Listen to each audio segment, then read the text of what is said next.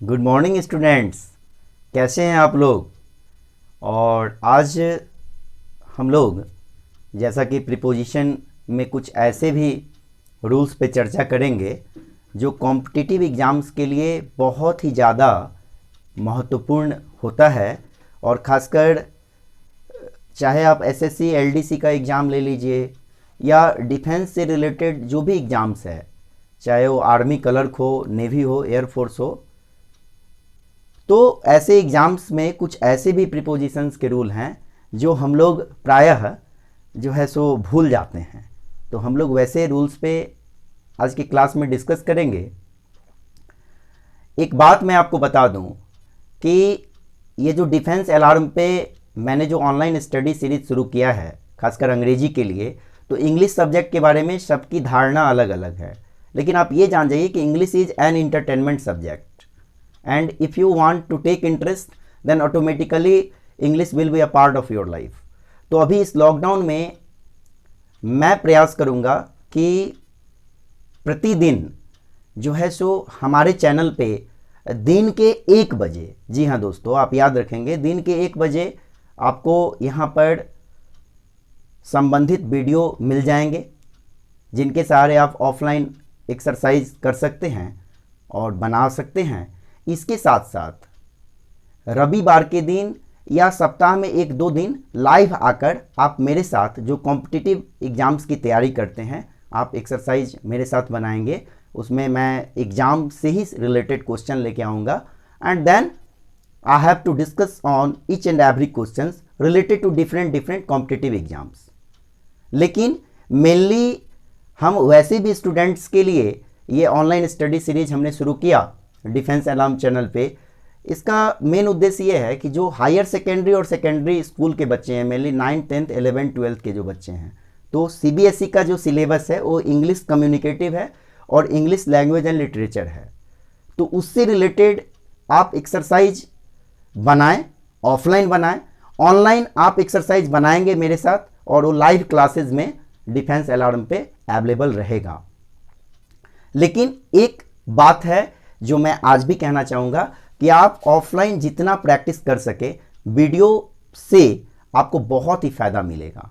So students, today I am going to discuss on some miscellaneous rules related to preposition in which you have to see about how it is so important for any exams, and for paternal education it is very essential to know about the miscellaneous rules of prepositions।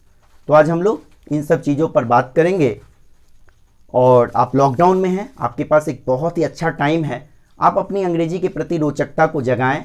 और grammar जो एक सब part है English का, इसमें कहीं ना कहीं बहुत सारी चीज़ें ऐसी है जो प्रतियोगी परीक्षा के लिए ही नहीं, आपके नॉलेज के दृष्टिकोण से भी महत्वपूर्ण है। और आप सब लोग इससे तभी ज़्यादा से ज़्यादा लाभान्वित हो सकते हैं जब आप प्रयास करेंगे कि हम किसी भी बुक से हम एक्सरसाइज बनाएं। और practice makes a man perfect. और मैं भी समय समय पर आप लोगों के लिए ये सब लेकर आता रहूँगा। आप हमारे साथ भी एक्सरसाइज लाइव क्लासेस में बनाएंगे। वैसे डिफेंस अलार्म पे वीडियो दिन के 1 बजे अवेलेबल निश्चित ही हो जाएगा। और आप इस लॉकडाउन में पूरा फ़ायदा उठाएं और बनाएं अपनी अंग्रेजी को मजबूत। तो students, today I am going to discuss on some miscellaneous rules of prepositions. It is very important to know about what kind of miscellaneous rules and where we are using preposition and where we are not using preposition। तो आते हैं हम लोग, अब आते हैं आज के क्लास पे। तो प्रीपोजिशंस में आज जो रूल 7 है इसकी हम लोग चर्चा करेंगे, रूल 7 की।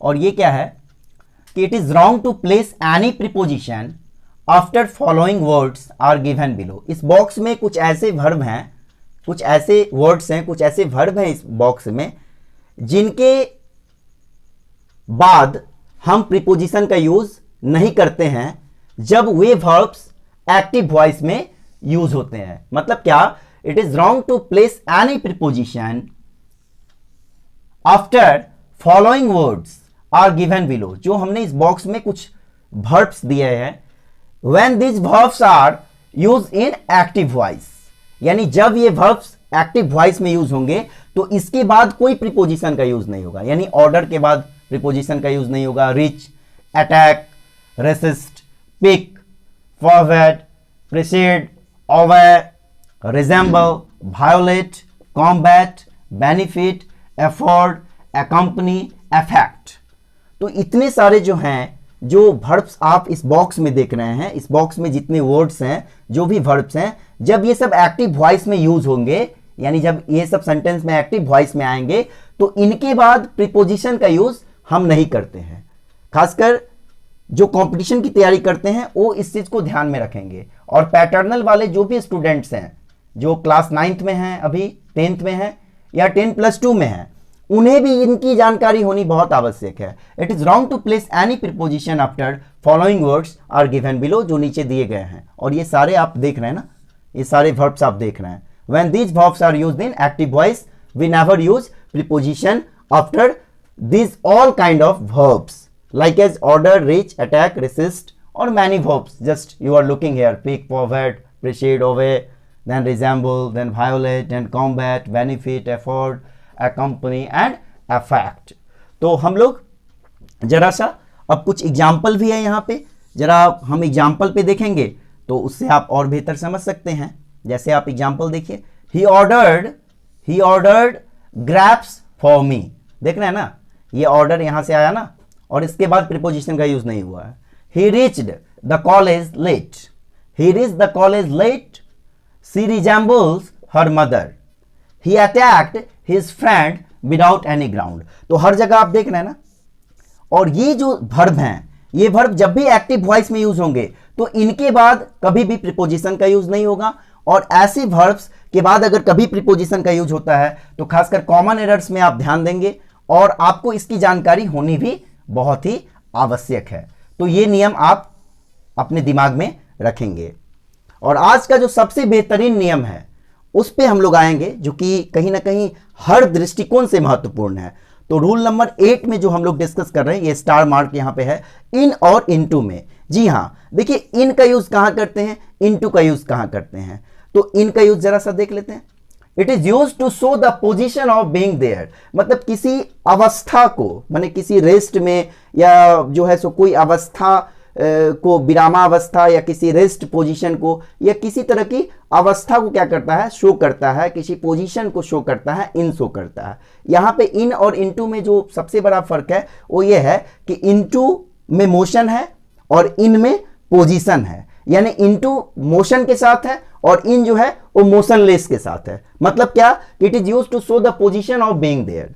जैसे आप एग्जांपल देखिए, he is in the room, यहां पे जो इन का यूज हुआ, in shows the position of being there, यानी किसी अवस्था को जारी कर रहा है कि मैं, वह रूम में है।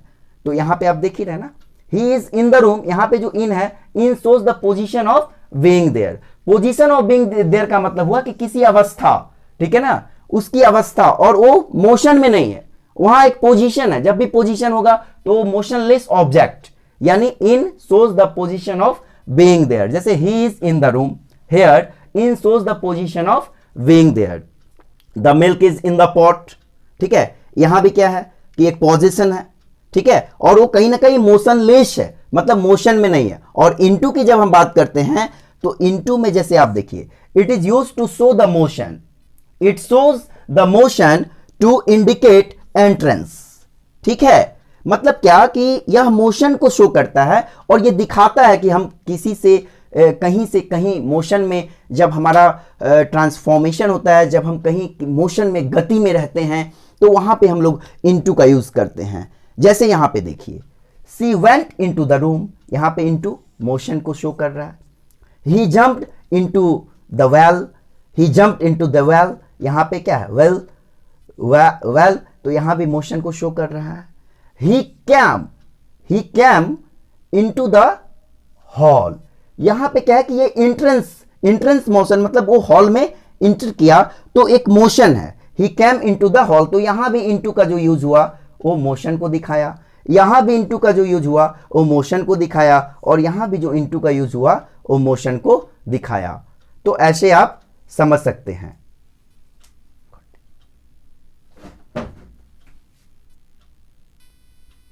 प्रीपोजिशन इसका मतलब क्या।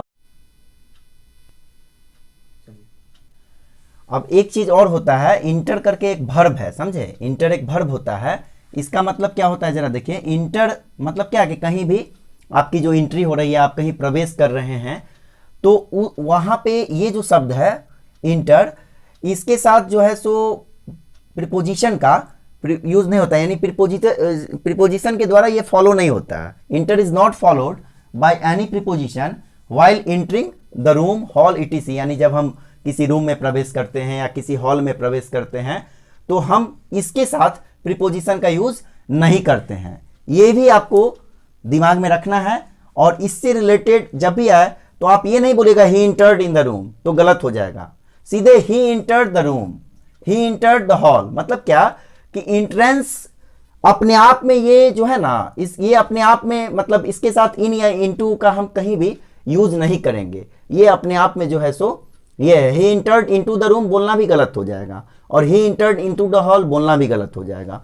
तो ये भी जानना है, inter is not followed by any preposition while entering the room hall etcetera. और आप फॉर एग्जांपल में देख रहे हैं ही इंटर्ड द रूम, ये सही है। ही इंटर्ड इनटू द रूम गलत हो जाएगा। ही इंटर्ड द हॉल, ये सही है। ही इंटर्ड इनटू द हॉल गलत हो जाएगा। तो इंटर एक ऐसा वर्ड है, एक ऐसा वर्ब है जो प्रीपोजिशन के द्वारा फॉलो नहीं होता है प्रीपोजिशन, और ये इसके साथ प्रीपोजिशन का यूज नहीं होता है, ठीक है। और ये देखिए जिस फॉर्म में ही इंटर्ड द रूम, ये सही है, और ही इंटर्ड द हॉल, तो आपको ये भी जानकारी रखना है। और हम लोग जरा सा एक चीज पे और आते हैं, वो क्या है, इन और एट के सेंस में। तो पता है इन का यूज किसके साथ होगा, तो it is used to show big place, और it is used to denote big place. ये बिग प्लेस के सेंस में हम क्या करते हैं कि इन का यूज करते हैं। जैसे क्या, she lives in Delhi, she lives in Delhi. अब दिल्ली क्या है, बिग प्लेस है, कैपिटल है, इन का यूज किए, बड़ा जगह है। अब एट का यूज कहां से करते हैं, स्मॉल प्लेस के लिए करते हैं। जैसे ही lives at Ambala in Haryana, ठीक है। अब यहां पे हम ये नहीं लिखेंगे कि he lives in Ambala at Haryana, तो गलत हो जाएगा। यानी एट का यूज स्मॉल प्लेस के लिए और विलेज के सेंस में, या हर्ट, कस्बा, ठीक है, मोहल्ला, दैट मीन्स आप एट को स्मॉल प्लेस से दिखा सकते हैं, इनको बिग प्लेस से, यानी एट इनको बिग प्लेस से दिखा सकते हैं। एट का it is use to indicate small place, he lives at Ambala in Haryana. ऐसे आप किसी भी छोटे जगहों को दिखा सकते हैं। और इसमें भी कुछ एक्सेप्शन केस है। अगर हम एक्सेप्शन केस पे आते हैं तो जरा आप यहां पे देखिए, ये जानकारी भी होना बहुत जरूरी है कि व्हेन अ बिग सिटी, कोई बड़ा शहर, एंड द कंट्री और स्टेट, यानी जब सेंटेंस में कोई बड़ा शहर या उसके साथ और कोई देश का नाम या किसी राज्य का नाम आए, इन विच इट इज सिचुएटेड, जहां पे वह शहर है, जहां पे वह शहर सिचुएटेड है, ऐसा अगर सेंटेंस में आए तो हम लिख सकते हैं when a big city and the country और state in which it is situated are mentioned together.